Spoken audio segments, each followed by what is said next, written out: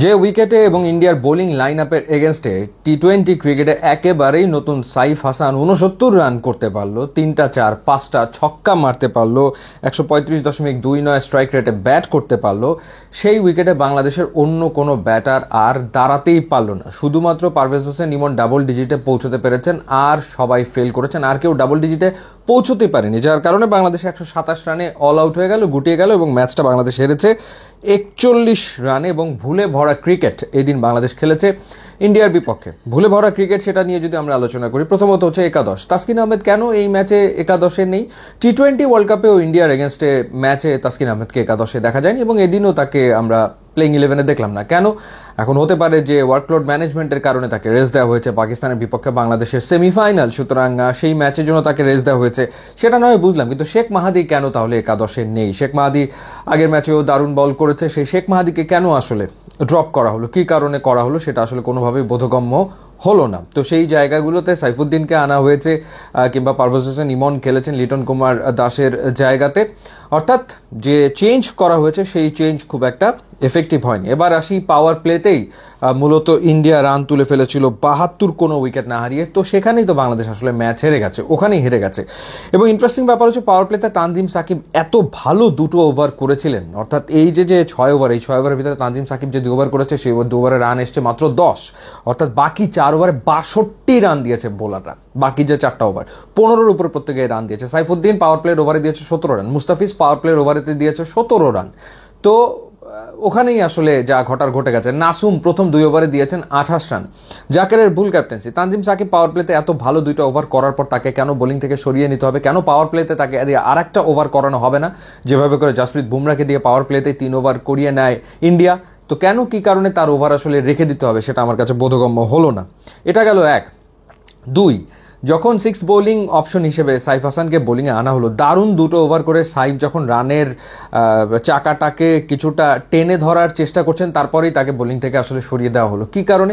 Drinks ব্রেকের পরে 10 ওভারের পরে গিয়ে তাকেও বোলিং থেকে সরিয়ে দেওয়া, সেটাও আমার কাছে মনে হয় যে সঠিক সিদ্ধান্ত ছিল না। তখন আবার সাইফুদ্দিনকে আনা হয়েছে দ্বিতীয় ওভার বল করার জন্য, এবং তখন সাইফুদ্দিন ওভার বল করতে এসে 16 রান দিয়েছে।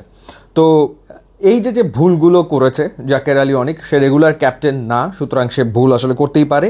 সো তার বোলার ডিস্ট্রিবিউশনের ক্ষেত্রে ডেফিনেটলি ভুল ছিল। তারপরেও বাংলাদেশের বোলাররা ওভারঅল তারা পাওয়ার প্লের পরে দারুণভাবে ফিরে এসে ইন্ডিয়াকে মোটামুটি 200 করতে দেয়নি, নাহলে তো একটা সময় মনে হচ্ছিল স্কোর 230-250 হবে। এবং এইখানে মুস্তাফিজ তিনি ভালো বল করেছেন।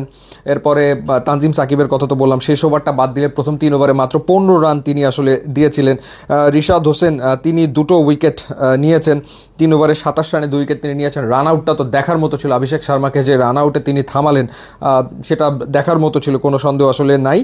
এরপর সাইফ হাসানের কথা বলছিলাম, 2 ওভারে মাত্র 7 রান দিয়েছেন। সাইফুদ্দিন 3 ওভারে 37 দিয়েছেন, তানজিম হাসান সাকিব 4 ওভারে 29 দিয়েছেন, মুস্তাফিজ 4 ওভারে 33 দিয়েছেন। আর ব্যাটিংয়ের ক্ষেত্রে যেটা বললাম সেটা হলো যে তানজিদ তামিম নাথিং শট খেলে আউট হয়ে গেছেন।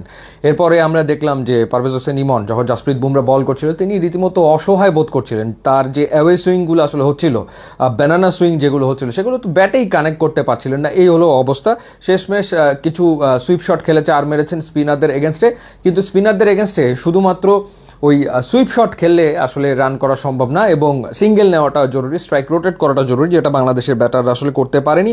প্রত্যেকেই বিগ হিট করার চেষ্টা করেছে, সুইপ শট খেলতে গেছে। এর ভিতরে শামীম পাটোয়ারি যেভাবে বরুণ চক্রবর্তীর বলে বোল্ড হলো, মানে লাইন একেবারে মিস করলো, দৃষ্টিকটু ছিল, কোনো সন্দেহ নাই। জাকের আলী অনেক রান আউট হয়ে গেল, তাওহিদ হৃদয় বড় শট খেলতে গেল, পারলো না, হলো না। প্রতিদিন তো আর নিশ্চয়ই হবে না। তো জাকের আলী অনেকের রান আউট সেটা ওই সময় খুবই সিগনিফিকেন্ট ছিল, অর্থাৎ ওই সময় একটা পার্টনারশিপ দরকার ছিল সাইফের সাথে। যদি পার্টনারশিপটা হতো তাহলে বাংলাদেশ আরও ক্লোজ যেতে পারতো। তো বাস্তবতা হচ্ছে এই যে সাইফ হাসান করেছেন 69 রান, আর বাকি 10 জন মিলে তারা করেছেন কত রান, 56 না 58 এরকম কিছু একটা করেছেন, যার কারণে 127। এই ভুলে বারো ক্রিকেট পাকিস্তানের বিপক্ষে খেলে বাংলাদেশের এশিয়া কাপের ফাইনালে খেলা হবে বলে আমার কাছে মনে হয় না। ইউটিউব ইনস্টাগ্রাম লিঙ্ক আছে, যোগ দিলে খুবই খুশি হবেন। Thanks for watching.